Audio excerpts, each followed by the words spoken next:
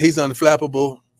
We have been through so much as a family, as athletes, that he is prepared for everything. He cut from the old school, man. Like, he knows hard work pays off. Like, you got to work to earn it. I can't wait till the preseason game start because next Friday, everybody locked in, baby. You can do what you want, but you're gonna have to let him play in preseason. He gonna have to play, and I know he gonna get the ball down the field. I know him. This whole angle, this whole thought about, hey, if you don't have one, not two, not three, not four, not five, six. If you have six quarterbacks, you don't really have one, and you got to go with Joe Flacco to start the season off. And, look at the Browns dropping this bombshell. We're going to go with Shedeur for our first preseason game. You know, like you heard my take. I mean, this is not really that surprising. Never mind that he's number 4 on the depth chart. Never mind that he's missed time with a sore arm. And again, I want to know how your arm is sore if you don't get any reps. But apparently he's good enough to go, so let's go ahead and push him. Friday night, 6 p.m. The lights come on in Cleveland, and all eyes turn to one man, Shedeur Sanders, a 5th-round rookie, the son of a legend, a name that sparks conversation in every corner of the sports world. And now, for the first time, he's not just on the roster, he's the starter. Preseason Game 1 against the Carolina Panthers will mark Shedeur's first live NFL action, and the reaction to that announcement has been nothing short of explosive. The moment it became official, the national media lost it. Sports talk shows lit up. ESPN and FS1 panels erupted. Analysts called it a joke, a gimmick, and a publicity stunt. Skip Bayless said it was a circus. Colin Cowherd called him not NFL ready. Some former players even scoffed at the idea that Shedeur was deserving of the start, accusing the Browns of disrespecting the process. To look at Shedeur. I mean, look, he's still behind. You know, I think he's caught up some. I would put like the chance that he's starting the season opener and like it's microscopic, you know. But you know, look, like if he looks good, maybe he earns some more reps in 11-on-11 work, you know, in camp, and that's really how it's got to happen. You know, I think with the rookie quarterbacks in the Browns equation now, with Flacco and Pickett where they are ahead of those two, you know, I think any chance you have at starting. But while the talking heads were busy roasting the decision, Shedeur was busy preparing. The truth is simple. He's getting this opportunity because the Browns' quarterback room has been decimated by injuries. Rookie Dillon Gabriel is hurt. Kenny Pickett, heading into his 4th NFL season, is also sidelined. Veteran Joe Flacco, recently listed as QB1 on the team's unofficial depth chart, isn't taking the field either. And with Deshaun Watson out for the season due to an Achilles injury, the Browns were forced to look down the depth chart. What they found was a young, confident quarterback with something to prove and nothing to lose. Against the kid in any way, shape, or form. Don't get that twisted, but I think that he's getting the start by default. Like, Flacco's getting the start. Flacco's number 1 because, well, by the way, Pickett was actually making some ground before he got hurt. But I think they have no choice, right? You don't want to play Flacco because you need Flacco. He is your best option right now, so you don't want to get this guy hurt in the first preseason game, and Pickett can't go, and Dillon Gabriel can't go, and Snoop can't go. You got to go with Shedeur. By default, you have to go with this guy. So I don't think he's ready because he's number 4. But what choice do they have? And you know what? If he is all that, maybe the guy does something spectacular, and then all of a sudden, they've got buzz. They've got energy. There's a real discussion right there. Let's see. Maybe he is all that. Maybe everybody misread this, and maybe everybody's all wrong, and maybe the guy really should have been a 2nd-rounder. All right? So let's see. But if you listen to the national media, you'd think Shedeur Sanders was handed the keys to the franchise without ever touching a football. Social media lit up with criticism. One tweet read, "How is Shedeur starting over NFL veterans?" Another claimed this was Deion pulling strings from the shadows.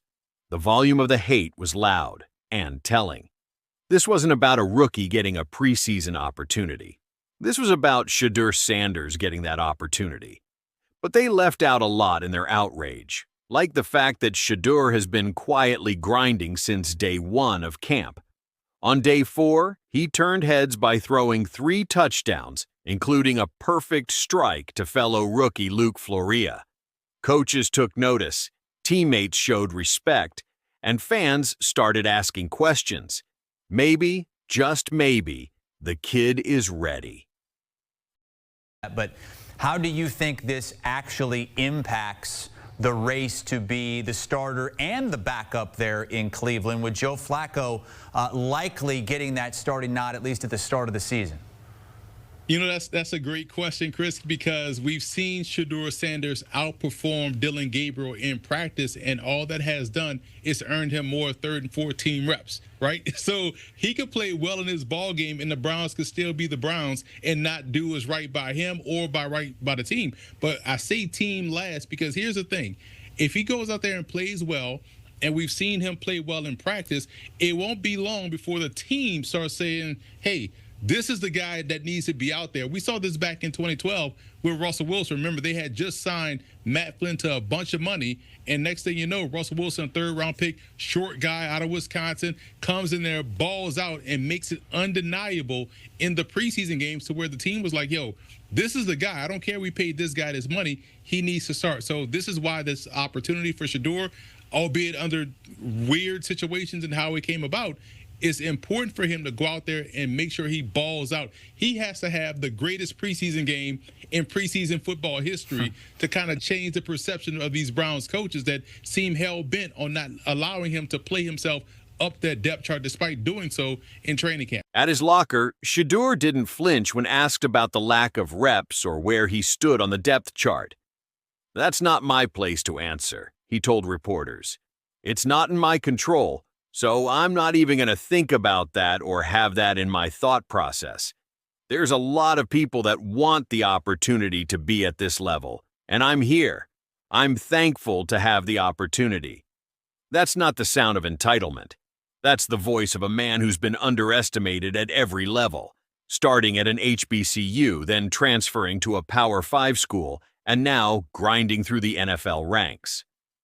"It doesn't really faze me," Shedeur added. "At this point, you look around. There's nothing that's a challenge, I would say."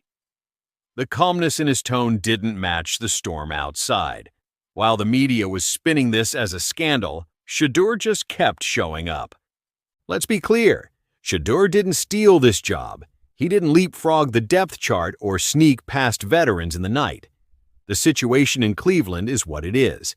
Injuries opened the door, and Sanders stepped through it. That's how the NFL works. When opportunity knocks, you either answer or you fade.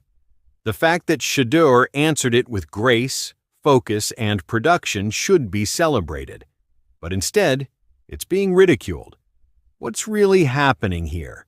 Why the uproar over a preseason start by a fifth-round rookie in a battered QB room? Why is the media so threatened by a young black quarterback with a famous last name finally getting his shot? Because it's not about football anymore. It's about perception, ego, legacy, and maybe even fear. Fear that Shedeur might actually belong. Fear that all the doubt, all the mockery, all the "he's not ready" talking points might collapse under the weight of reality. Where he is and the quarterbacks that he is competing with, they've got to start him at some point. Kenny Pickett is injured and not an NFL quarterback. There is a 0% chance that Kenny Pickett is the Browns' answer at quarterback. 0%. Joe Flacco is 40 years old. There is a 0% chance Joe Flacco is their long-term answer at quarterback. Dillon Gabriel, he's too small. There is a 0% chance Dillon Gabriel is the Browns' franchise quarterback 3 years from now. Shedeur, there is a 5% chance Shedeur is the Browns franchise quarterback. 5%. When the other three guys are a combined 0% and you're going to be a terrible team, the moment the year has gotten away from you, you got to play Shedeur. They doubted him at Jackson State, said he was a product of his father's name. Then he led the Tigers to a Southwestern Athletic Conference title and won awards for his play. They said he'd get exposed in a Power 5. He didn't. He threw for over 3,000 yards, stood tall in the pocket, and made believers out of skeptics. Then they said he wouldn't be drafted. He was. Round 5, pick 145. And now that he's starting in a meaningless preseason opener, they act like the league is falling apart. The truth is, Shedeur Sanders is earning everything he gets. He's not asking for handouts. He's showing up, learning the system, staying late after practice, taking mental reps when others are getting the snaps. He's doing what every rookie should do, and doing it with maturity beyond his years.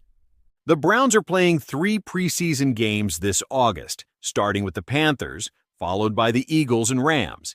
These aren't high-stakes matchups. They're proving grounds, and if the Browns are smart, they'll use these games to evaluate every QB on the roster, especially a young player like Shedeur, who has shown glimpses of serious upside.